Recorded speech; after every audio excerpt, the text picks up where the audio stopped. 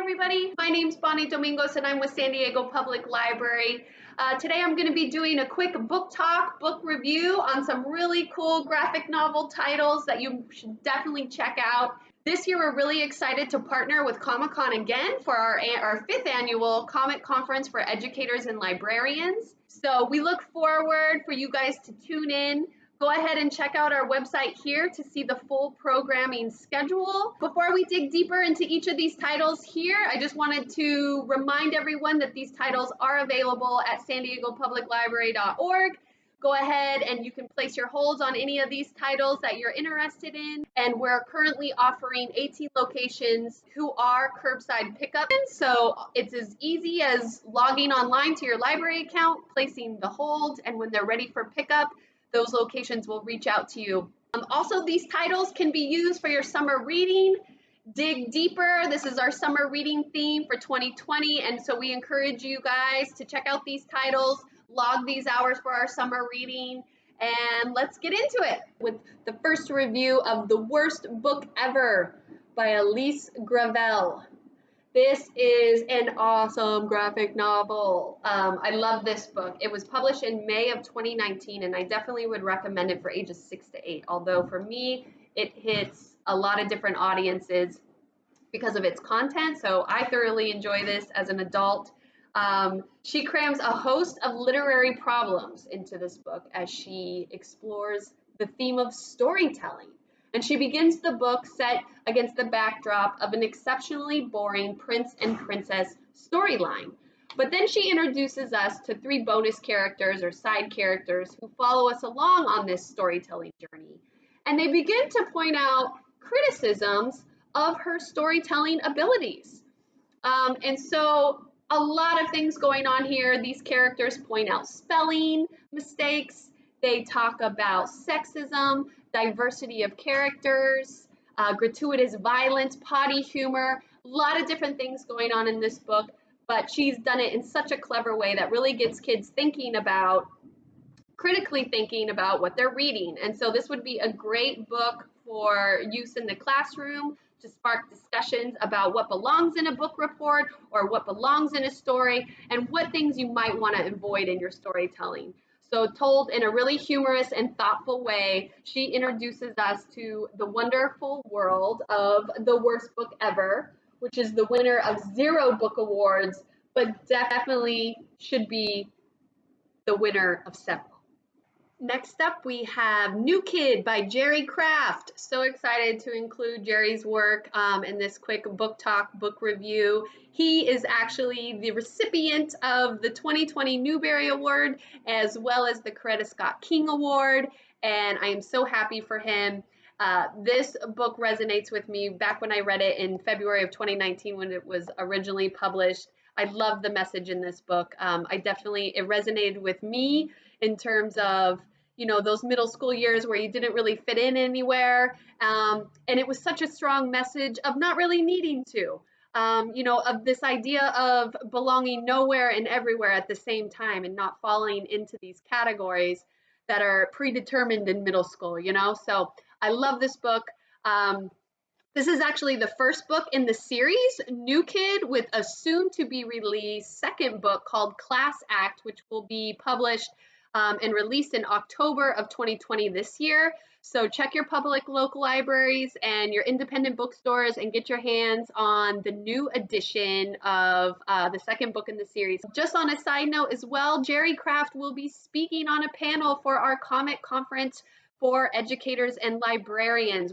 His panel is actually Kids Comics Eisner winner. So I can't wait to see what he has to say and all the magnificent feedback he's received on his new work. So tune in, check out Jerry Craft on our Comic Conference for Educators and Librarians. Real quick, just to get into the review book summary here. So 7th grade Jordan Banks, he loves nothing more than drawing cartoons about his life.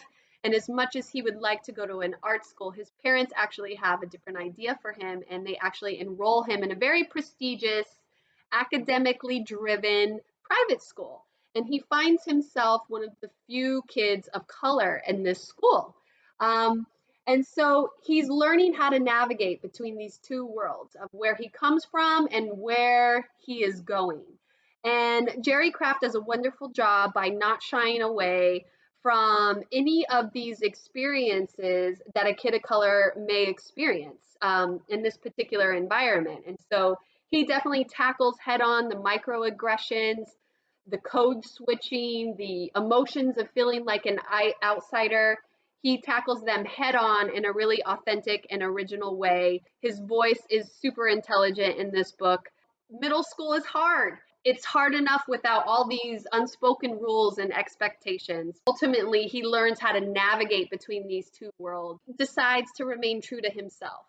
And that is just such a strong message that even though you feel you don't fit in, and even though you feel like you don't fit in anywhere, you actually fit in everywhere as long as you remain true to yourself. So I love this message.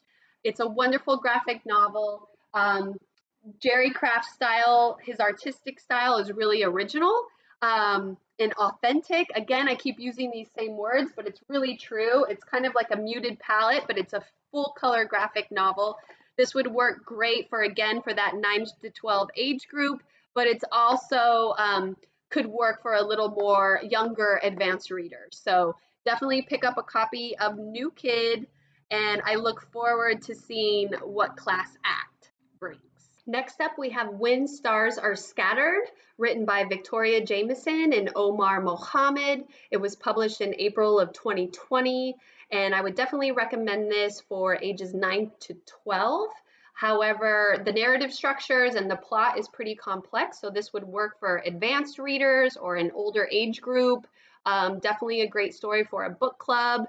Can't say enough good things about this book, so definitely spend some time with it. This autobiographical graphic novel, they teamed up to work on this beautiful story, which ultimately follows Omar Mohammed and his disabled brother Hassan Mohammed. At the age of 4 years old, are fleeing war-torn Somalia and headed to a Kenyan refugee camp where they proceed to spend the next 15 years of their life in together, with no mother or father. This is a gut-wrenching, heartwarming, very important story. It not only gives us a glimpse into what life is like in the refugee camp and all the hardships that they have to endure, as well as the spoils of war, but it's also about Omar's journey through hardships, through disappointments, and how he has to endure and find hope and courage and love throughout his story. It's also about family and how he builds family that exists outside of traditional models of what a family is and how it can be built. Overall, Omar's voice ultimately is kind and intelligent, optimistic in the face of so many hurdles. And it's a wonderful read. I definitely would encourage, this would be a great summer reading title. Dig deeper because it's a story that takes place outside of the United States. The artwork in here is fabulous. It's a full color graphic novel, which the kids really love. It really brings the story to life. Can't say enough good things about this work. So excited to see this on the upcoming Eisner nomination awards for next year.